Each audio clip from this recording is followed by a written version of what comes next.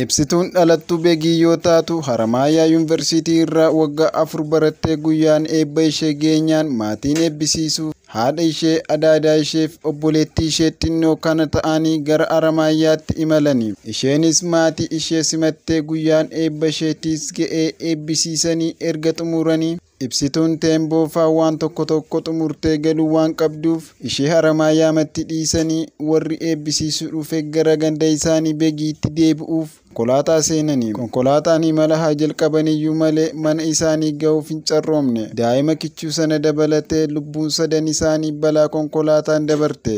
Warra du'e jannata qananiisu jecha hiriyoonnii fi maatiin Ibsituu yeroo kanatti Ibsituu namni baay'ee barbaachisa.